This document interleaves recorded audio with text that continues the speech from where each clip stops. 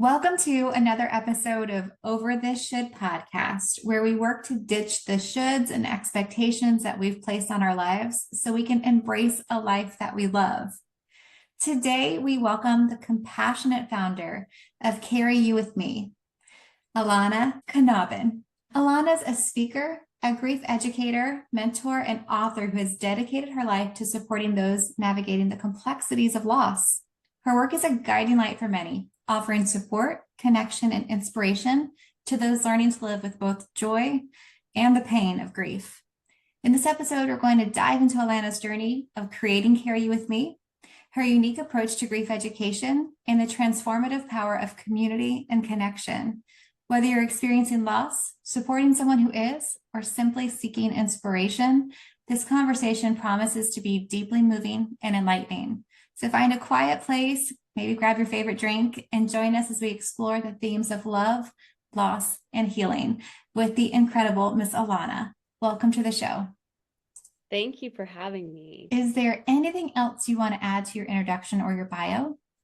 No, that was so beautiful. I absolutely love how you put that all together. Thank you. Well, can you tell us how you got started with your organization and what led you to supporting people who are walking through grief? Like many working in this space, it happened through a personal experience of loss. And it was in starting to build my family. So my first pregnancy ended at 12 weeks and was kind of my first glimpse of grief in that capacity in my life. I'd been through many times of change and uncertainty, as we all are. And this was a time that really started to question the way I looked at the world and the feelings that I was experiencing, and kind of incorporating this whole new identity in a way that then is taken away from you. Fast forward a few years, our second son was born, Marshall James, and it was a freezing cold November in this blizzard where we just hunkered down and snuggled up. And a few days into his life, when we were just about ready to leave the hospital and come home, we found out that he had a terminal illness that we did not see coming and no one knew. And so at 2 weeks old, we said goodbye to him and he passed away in our arms, which changed my world and the world forever. Coming out of that, like most people going through something like that, losing someone you love so dearly, was a new version of myself and was trying to navigate the fog of loss and grief and the pain while starting to plant my feet back on the ground and understand what the world meant to me now and who I was again. And in doing that, I think for many people, when you go through something really traumatic or when you go through something really life-changing, whether it be an illness or a loss or a layoff or a move across the country, whatever that looks like, it becomes something that connection is so important with, and community. And so it started off organically where I would end up supporting people in my current role, in my current job, working in the energy sector, and have people just kind of sporadically show up at my office and ask if we could go for a coffee or talk about it over the years. Because it was something that I was open about. This wasn't going to be something that was shameful and not spoken of. This was my son. This wasn't something to be tucked away under a bed, if you will. And so being open about it, I think, and having that ability to create connection opened the door to me helping people. And it kind of grew over time in me, in my own processing and understanding of it, to know that it was more than that. And it was this deep calling within me that I didn't even see coming, that kind of took over my whole life and became my whole life. In that over 6 years ago, I founded Carry You With Me, and it started with a storybook that started as letters to my son and evolved into this beautiful book that is really a poetic capture of love and loss, and has been shared by many people that it feels like their own story. It feels like their experience of what they're going through. And so that was really beautiful. And then just kind of progressed into an online community and speaking and workshops and programming and all of the things that continue to evolve over time. It sounds like you were able to turn the grief you experienced into impact through community, through the book, through your opportunities to walk with people and how to get in front of people and speak. I I've experienced loss myself, and I could not get to that stage of sharing right away. It took time to get to a place where I felt healthy enough to tell my story. What did the stages look like for you after you lost your son that you did not see coming, which I can't imagine what that's like? Did it jump right into you knew you can turn this around into something that impacted others, or was there stages for you? Well, first of all, my heart goes out to you. That's something that people talk about being not that common, but really I always say you or somebody you love will experience this. Mhm. Uh, it is different for everyone. So I will premise that in everything that I do, in the way that we integrate it into our lives, in the way that we express it. So for me, I'm a very expressive person and I use my emotions, I use my language, all of these things to work through things. And I had my partner and friends and family, some who prefer to work through things in their mind and they get building something or they want to spend time out in nature. And so there's all of these different paths to supporting us in healing through these things and processing it all. And so the speaking part of it for me was very gentle and very intimate in the beginning. Absolutely. That it was the people that I felt safe with that became that first audience of the things that I was sharing. It is it is brave and scary to put out some of those thoughts into the world. Sometimes they come back with, well, you didn't mean that, or you didn't really think that, or all of these things that it can be really hard for somebody who is not in your situation or in your shoes to hear and understand. I think for me, it kind of grew in this organic way that I shared because I was experiencing, and at first, I will say that this was not as obvious to me as it is in hindsight, but I was experiencing tremendous support through sharing my story. And then as I became kind of more aware of that and was starting to feel some of the support and some of the strength it was bringing me, I also was getting strength and healing from witnessing the impact it was having on others and being able to hold that space for others and take those details in without feeling like I had to fix someone, knowing that that is not possible. We don't fix other people. We Right. work on ourselves. That's really powerful.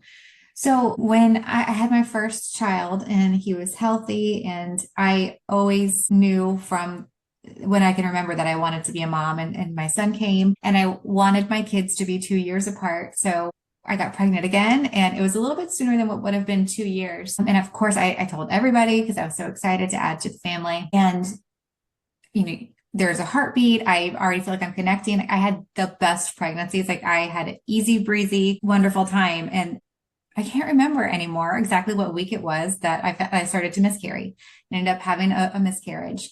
And I remember being so gutted, devastated. I didn't understand if God put on my heart that my dream is to be a mom, and I had a healthy son and I wanted to add to my family, and I had this timeline in my own head, and then why would this happen? And so since I had been so darn open about being pregnant and everybody knew, then everybody had to then know that I had miscarried. And what happened was really interesting. Firstly, my husband didn't connect with the loss the way I did. It was just something the size of a grape inside my stomach. They had no connection to. For me, it had a heartbeat. I knew what was happening. I knew it was growing. I was taking very good care of my body, making sure to do all the right things and take the vitamins. And the women around me showed up at my door one at a time with food and meals because I could not get my act together. I was so devastated. And my son Caleb was really young. I think he might have been around one at the time, so he didn't know what was happening. And just one after one after one, these women came into my life and said they had miscarriages too. One of them had multiple miscarriages and just shared their stories with me. They told me what they recommended was to get a tree and plant a tree and, like take care of the tree and that will be in memory. And there's all these stories that were shared. And it proved to me the power of community and connection, because women don't always say, I've had a miscarriage or I've lost a child. That's not how we introduce ourselves. That's not what we do in settings of everybody's laughing and connecting about their husbands who leave the laundry on the floor and their kids who stick a M&M up their nose, right? Like those aren't things we connect on. So to be able to say to somebody you've had a loss, and then to have the community surround you with love and comfort and take care of you is profoundly transformative. And I think it helped move me from a place of what felt like I was sliding into a depression. I was devastated. We couldn't drive down the road without me crying over something, to feeling like this happens more times than I ever even knew possible. And I have a supportive group around me that I didn't even know could support me in this way. Absolutely. And that's so beautiful. I felt the same love. And I know that's not the case for everyone. Some people are very isolated or don't have those certain networks around them or different demographics. It can be a huge boost when you are in that darkness to know that you are not alone and to find that community, even if it is not available at your doorstep. I've noticed a shift over time. I mean, when we lost Marshall and when I had that first miscarriage, technology was not where it was, 16 and 14 years ago. And so I don't even know if I was texting at that point. But I think there's so many incredible online communities now and resources all over the world. And just finding one that aligns with kind of who you are and the language you use and the experience you're looking for, because there's a lot of different ones out there, right? That some online communities are very focused on the death, some communities are very focused on the hope, some communities are very focused on saying your child's name or calling out the experiences that you've had. And so just kind of dabbling in as you feel comfortable and safe to do so, to find that community or to reach out to those trusted people in your life, to start opening up those stories, because in those stories, you get that nugget of hope that shows that this person has been through that and they are surviving. They are doing this. They are living after loss. So we're coming up into the holiday season, and statistically, it's a time where people they're remembering loved ones that they've lost. Sometimes there's grief or depression during this time period because you don't have your parents with you anymore. Somebody you're close to has moved away or passed on. Specifically, with this time of year in mind, how do you recommend people connect or plug into or go inward or connect outward in order to make it through the holidays with some remnant of joy and not just sadness? I'm going to come backwards at this one to just start the conversation with the idea of, I love what you just said at the end, was sharing the secret. If some of you out there don't know, that as humans, we have this incredible ability to hold both joy and pain at the same time. And sometimes we need to hear that. And sometimes we need to remind ourselves of that, even me, that we have the ability to hold both. So you're not doing something wrong if in one moment you feel extreme sadness or longing or overwhelm, and at the same time you still feel that flicker of excitement or curiosity or joy or love, whatever it is. And they can be at different levels and different volumes and different ways of getting your attention, but that you actually have the ability to hold both. And then with that realization or awareness, stepping back into the holidays, absolutely, this is a time where schedules start to overflow off the plate and emotions can ramp up high. And we've got changes in lighting and temperature and all of these different things, events coming up. And there's a couple things that I rely on. One is I like the idea of ritual. And in the sense of ritual being something so simple and innate, not necessarily faith-based or anything like that. It can, if that's what feels supportive for you, but little ways that we can do an action that we have intention and meaning behind that help us connect with our person. And so I like to light a candle. This is something very simple. I have a number of candles around the house, but I also have some candles with Marshall's name on them. This is something that feels loving for me. And whether I share it with anyone else or not is completely my call in that moment. So, for example, I might start off my morning with just a coffee or a tea, and I light a candle when the whole house is quiet and no one's up yet. I have two living teen children. um, and light his candle and just think about him being in the space with me. We celebrate Christmas in our home, and so we have a Christmas tree and decorations and all of these things. We have little ornaments for Marshall and grandparents and people that have passed away that I want to be a part of our tradition still. And so having those little ways to include them in our life by hanging their ornament, looking at that, doing these little things that feel comfortable and exciting for you. It can look different to everyone, right? Maybe it's having a photo out somewhere that helps you bring their memory into the space. It can also be without an actual item. So you don't have to have a candle or a photo or an ornament because we carry them in our heart and minds. And so sometimes it just looks like taking a quiet moment to imagine them being there, to have a quiet conversation in your mind with them, explaining kind of what's going on at this time, maybe making their favorite food or doing something, reading a book that reminds you of them. There's a whole bunch of little ways that we can start to bring them into this relationship of the holiday season in a very different way than we had planned for, right? The other thing I think is really supportive is to have a quiet space. So, especially if you are new to grief or you're, a handful of years into your grieving, to have a, quote, safe room to go to if you're at a party, if you decide to go to somebody else's home or you are hosting something at your own space or whatever that looks like, to have a little out place where if things are starting to feel overwhelming or you need a moment to just reset or breathe or do whatever it is that you need, to have this kind of like very loose plan identified to know that you're supported. To just know that sometimes creates that extra comfort level, but then to also actually have that space if, the music's playing. Christmas music is something the holidays have all these little memories that can really trigger those emotions in deep, deep ways. And so I know I can go at my parents' house or my siblings' house or wherever we're at, and I can find this quiet room or an office or a washroom where I can just take a few minutes to have a few deep breaths or shed a few tears and kind of regroup.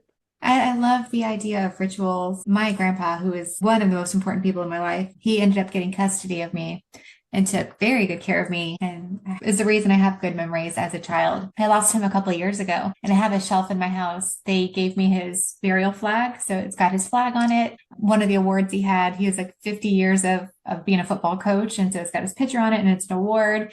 And then thankfully he was healthy for so long. He lived until he was 82. So he had a very lovely life.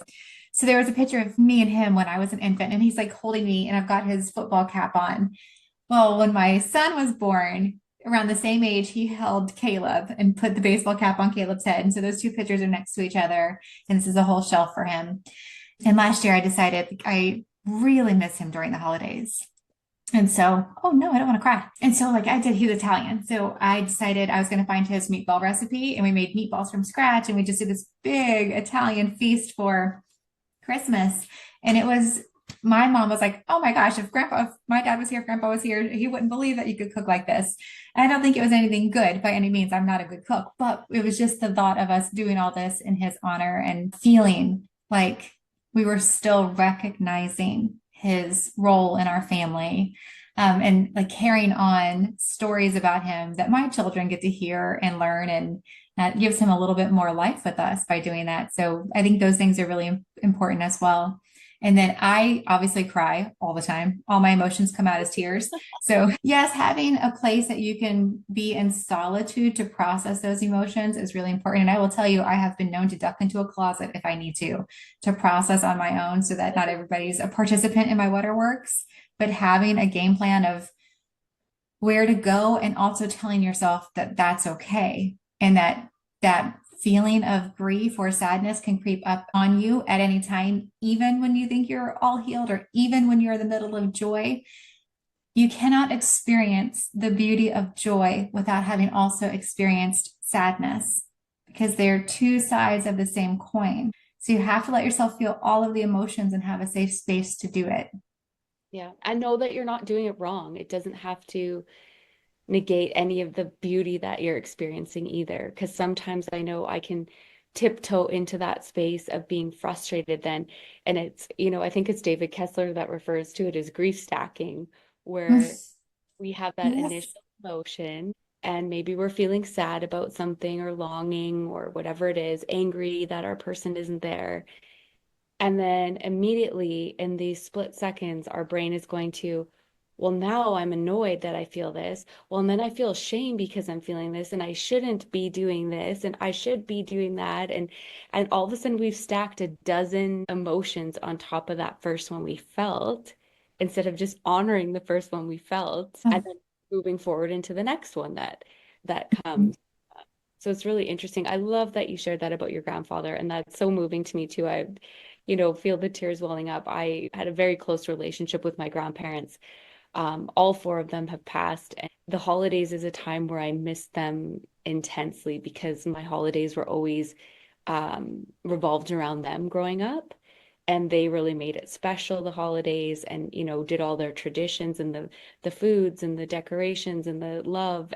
So this is also a time of season where I really grieve them. And I Mhm. try to find ways to incorporate that in. And I love how you said that meal idea because I was actually just at a little Italian market yesterday, that is in the city. I live out in the country now, and I every time I go to the deli counter at this market, I imagine my grandfather with me and just the joy it would bring him. Whenever I go to this shop and I go and have a latte and I get these beautiful foods, I Mhm. always feel like I'm going with him still. Like I imagine him being there with me and the joy he would have to buy all this stuff and bring it home for the family and create this meal time together. So I love that you shared that. Thank you. Oh, no, thank you for sharing your story too. You said something I think is important for us to dig into. Like you have this feeling of sadness or grief, and then somebody around you says, "Why are you still feeling this way? Like you should be over it by now, or this should have passed." How do you recommend people cope with that when there's somebody in their life that they love or respect in some way who is telling them, you should be over this? Like, I understand you're sad, but like, silver lining, this good thing happened. You should be able to move on by now. How do people deal with that? Communication is one of the biggest tools in life that we will always be developing, I believe. This is where it really comes in hand. And maybe not in the way you're thinking immediately, not in necessarily speaking your truth and, telling people what you need, because that's great if you can do that and if you can get there. Part of the challenge is actually knowing what you're feeling and what you need before you can even have the ability to communicate that. And so I think communication, but starting with yourself and giving yourself the time and space to continually check in. And when I say that, it doesn't mean that we have to spend our entire day soul searching and trying to unpack every emotion that we have and every experience that we have. I mean, on some level, I think that'd be exciting, but that's not realistic Right. and probably not healthy either. But it's that finding that balance where you allow yourself some space to check in with yourself. What are Mhm. you feeling? What do you need in this time? It's probably different than 6 months ago. It's probably different than 2 years ago. And just having a little reflection on what that's been looking like or what that's been feeling like. Some of the obvious ways to dig into that are friction points. It's like, where do I feel like I've been bumping up against something that's making me feel stuck? Kind of having a little time to think with that. Or where do things feel sharp? Is it in the music? Is it in being alone in the car and driving? Is it in certain relationships when I get with certain people, I'm feeling like very sharp pokes of things that are getting my attention and maybe not the most supportive way. And so then you can start to identify, okay, where are these things and why are they causing friction for me? I even joke about it sometimes in a light note when you listen to podcasts and you find yourself making a rebuttal or putting your defense case together, your evidence of like, oh, well, that's not the way I see it, or that's not how I would have said it. And then I catch myself and go, oh, okay, I'm feeling this response to like come up with a, rebuttal to this. So why do I believe the thing I believe? Or what experiences have I had that make me feel strongly about this another way? And so applying that same kind of lens or investigation in your own life can be really supportive to start unpacking that. The communication piece then is being honest with yourself, and it blends into understanding our own personal biases. So we are all modeled in society of behavior, of things that we do in our cultures, in our families, in our friend groups, in our sports groups, right? All of these things help model and shape how we interpret and behave and act in the world. It's the same with grief and love and loss. And so some people never have that time to think about, was it movies that I've seen? Is it books that I've read? Is it the way my parents or grandparents or siblings or friends modeled with the grieving process, a colleague? Because in those biases, we start to develop what we think is a healthy timeline, whether it's accurate or right or wrong. We start to develop ways that we feel are allowable to express. Mm-hmm. We start to do things like, I should be here at this point in time, or Right. I shouldn't be missing my person or doing it in this way. And so I think kind of that twofold of the communication piece, it's where we get clear about it. So then we can find language, we practice it. We can practice saying, those aren't details I talk about regularly, but thank you for asking. Getting more clarity in our language. And I won't go through a ton of, examples, but the one that language, can really get to me, there's a couple phrases that one, when people say you need to let go, that phrase is just not supportive at all. That's great Mm-hmm. in yoga class or in meditation or breath work, not super supportive when somebody's going through a major, major life disruption. And so when I unpack what that phrase means, I think what people are trying to say and don't have the language for in our lives, that I don't know how you're doing this. I don't know how you are surviving this painful experience. And I'm so proud of you. It must be very difficult. Keep going. People don't say that usually. No, Every no. once in a while, you find somebody who's incredible and knows to put those words together in some kind of sequence. But I think when people tell us in our lives that we need to let go, I was literally at my son's funeral, receiving people on the line and having people hug me and tell me they love me and whisper in my ear, I need to let go. I was having people, friends and family over time saying, you need to just let go of him and move forward. And I'm thinking in my head, oh, I guarantee you, I can assure you I let him go. Like they took him out of my arms. And I can never explain what that experience felt like. But I founded Carry You With Me with the belief that absolutely not. I will carry him with me for the rest of my life. And there is nothing wrong with that. It's beautiful to find ways to carry your love or your experience with you in a healthy way. It does not mean I have given up my life here. Mm-hmm.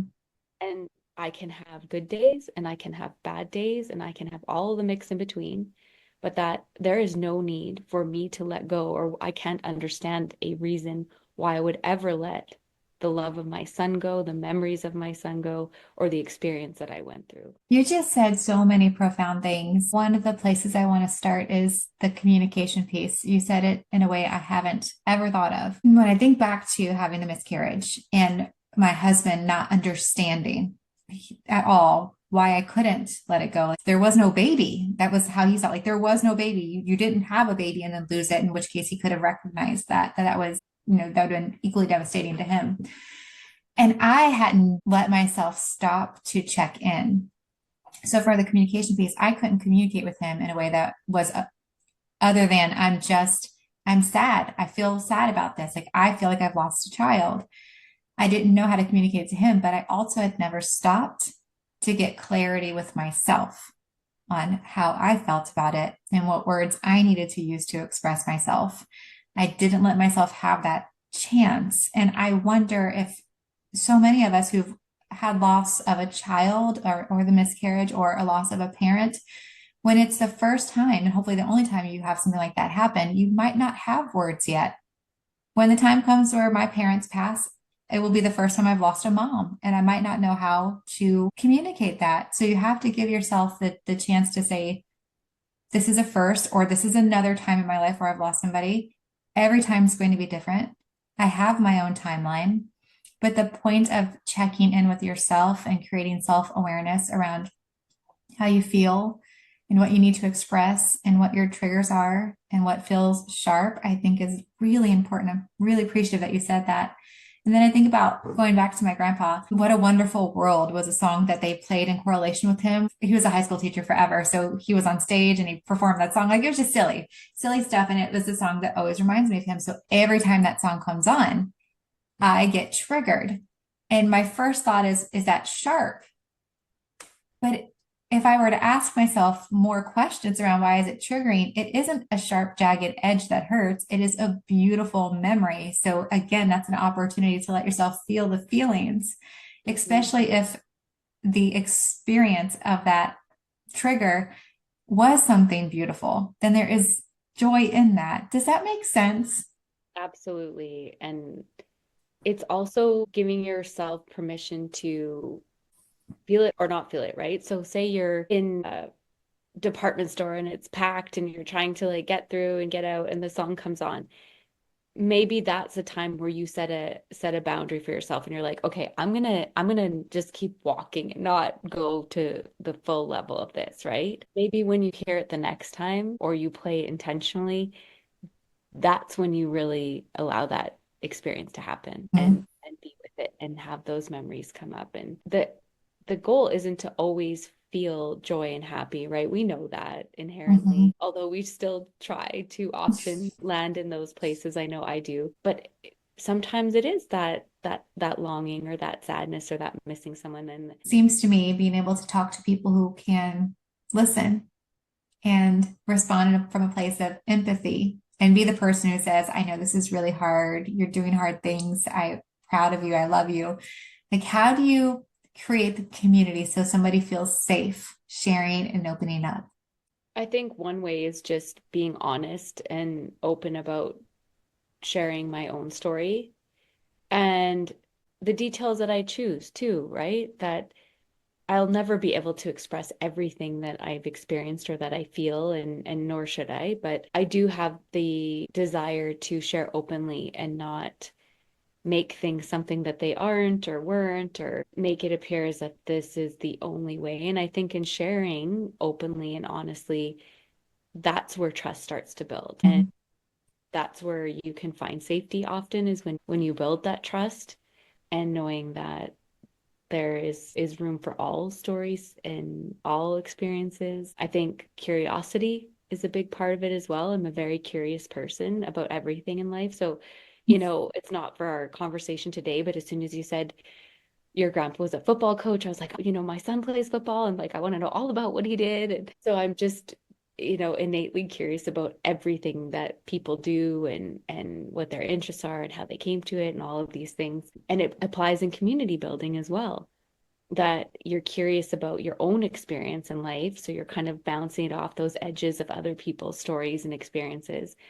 But you're also curious because you want to learn more about what somebody else's journey has been or how they came to be who they are today or what's, on the horizon, what they're dreaming about, what inspires them, what scares them, all of those pieces. And community is kind of in an interesting shift for me at the moment, going from more of this online and direct community with grieving hearts to expanding into a lot of speaking and education, which is also community building, which is really interesting that in speaking to larger audiences or small intimate ones at workshops and retreats and different things, there's this really beautiful sense of community built, even in an hour presentation in the room, where at the end, and I'm walking out and knowing the ripple effect that that can have in these audiences of having these conversations, just like your podcast does. That also, when you walk to the end of the room,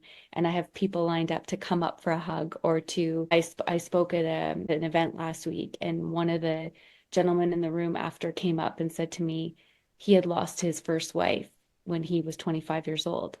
And he had never heard anyone in his entire life, now in his early 70s, speak about it and describe what he went through Mhm. yet until that moment.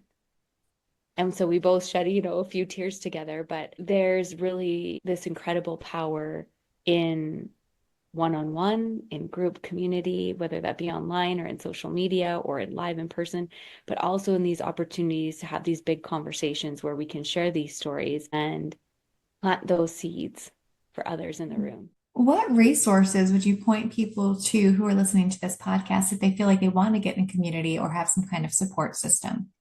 Yeah, I find social media is helpful to some extent. So again, it's kind of playing around with what pieces are feeling like you want to go to and you gravitate towards because they lift Mhm. you up, and what pieces are just having you roll your eyes or feel frustrated. You might want to minimize those ones and uplift the other ones. I have a phone folder where I save inspirational things, quotes. It could be a picture that I took, it could be something that I see online.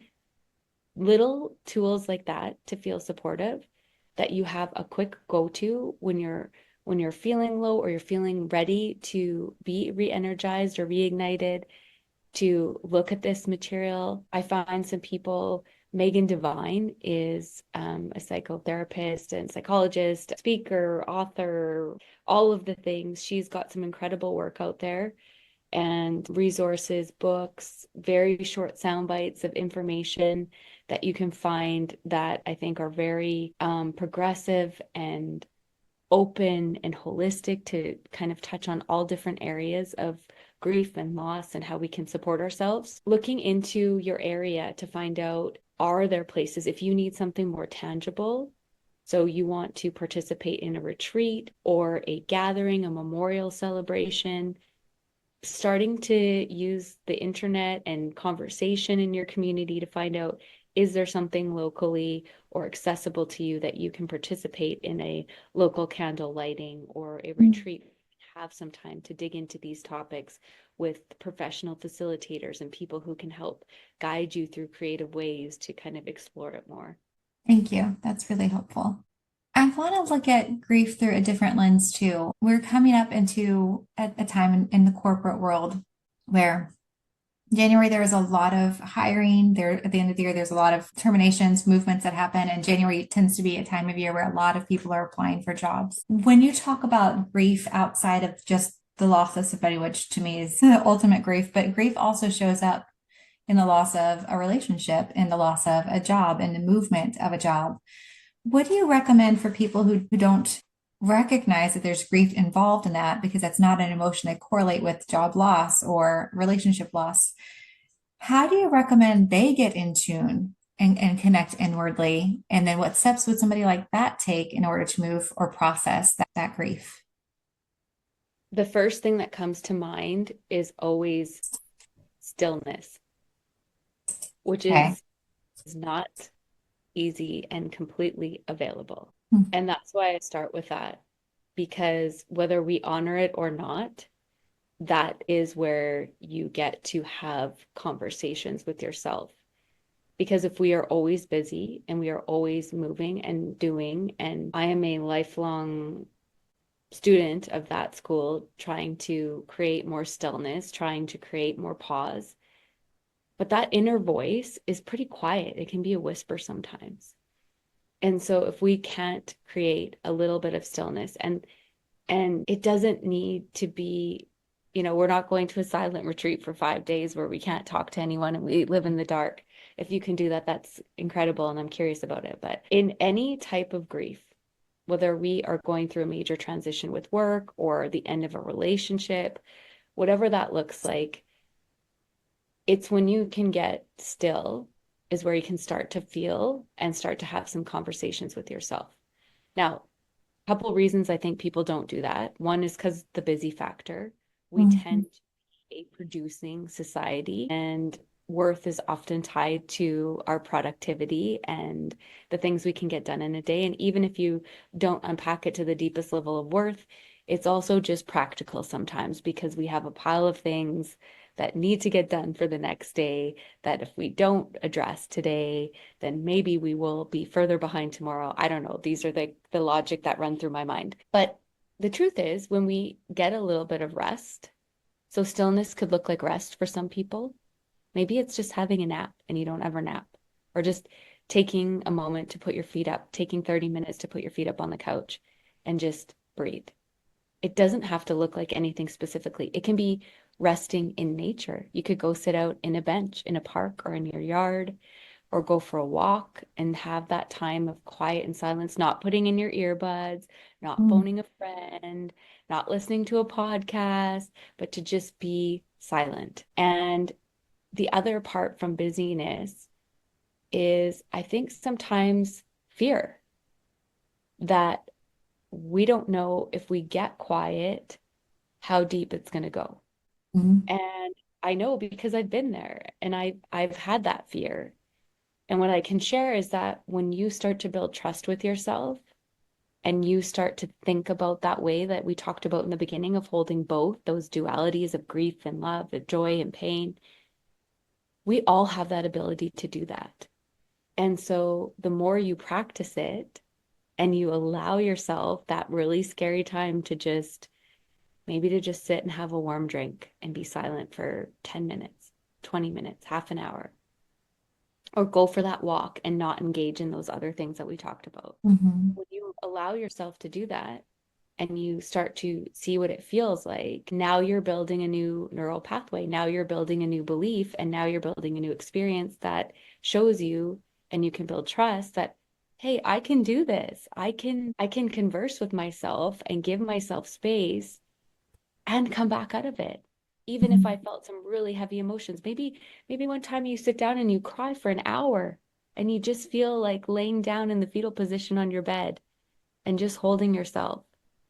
And then after that hour, you get up and you wash your face and you go do the next thing. And in an hour later, you're smiling again and your whole day goes on and unfolds.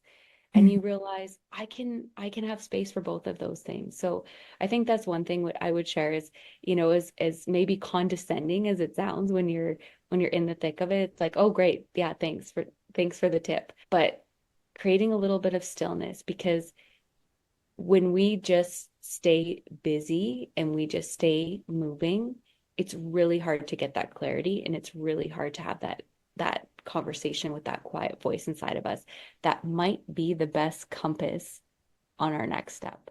Right, because the inner voice, we all have it. The inner knowing is there, but she speaks very quietly, and busyness is noise so that we don't have to listen to it because we might not be ready. Mm-hmm. I have personally dealt with that. And after years of therapy and training and multiple coaching certifications, I still use productivity and busyness and Amazon online shopping and pint of ice cream at night as a way to deal with feelings when I'm not ready to feel them. But I think it is important that you know that you can trust yourself. If anybody has your back, it's you. So being able to be quiet and be still and then ask yourself, what is the next right turtle step?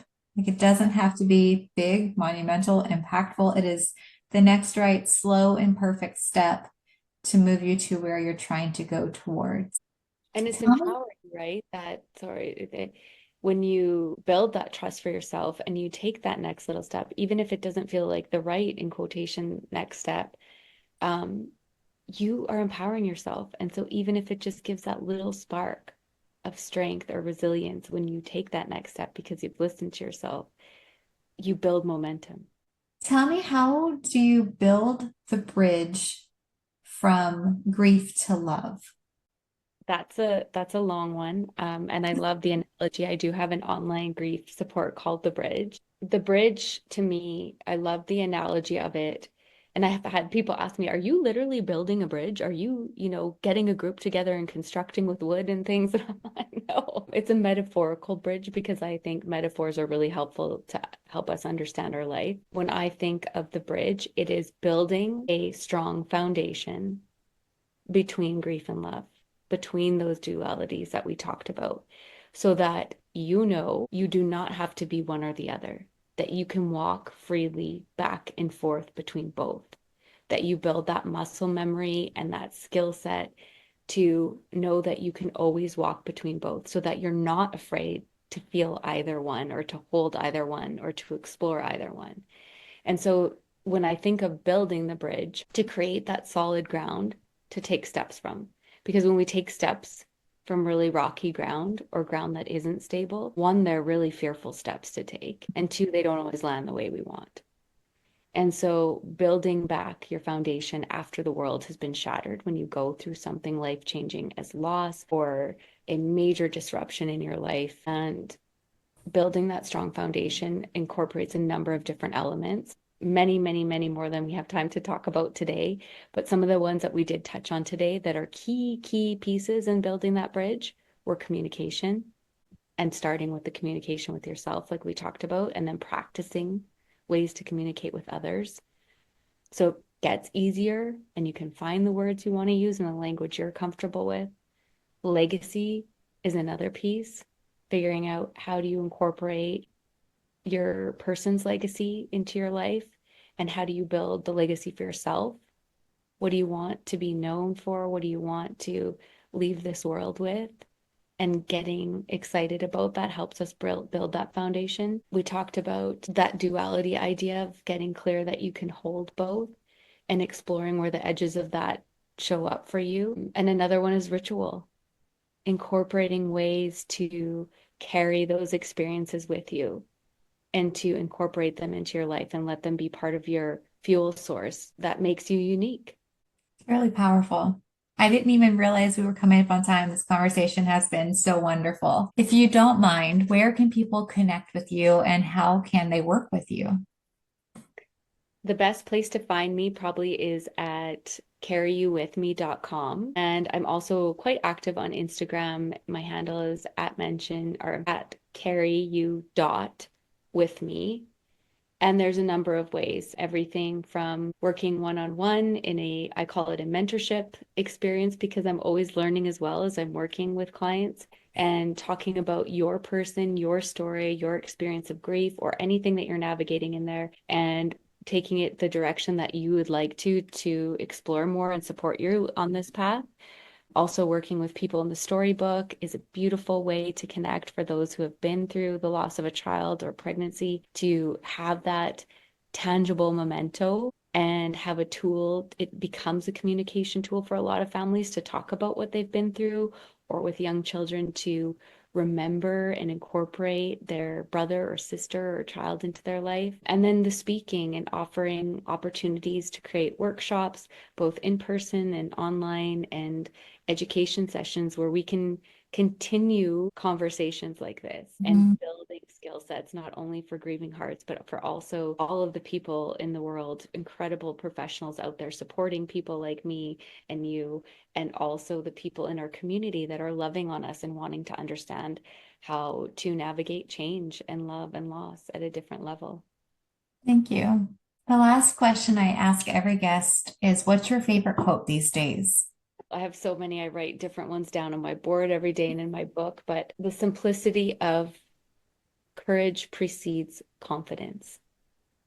That is one I hold close the Mm, last couple of years of my life and remind my children of all the time, because we live in a world that often rewards confidence or plants the expectation that we need to have the confidence to take that next step first. I actually disagree with that and agree with this quote that courage precedes confidence, because we have to have the courage to take that first step. How do you build confidence? It's through having the courage to do something. And so I'll leave you with that today, and reminding folks out there to play around with their courage and know that that might be the best place to start. thank you so much for being here. This was a really lovely conversation. Agreed. It was so wonderful. Thank you for having me.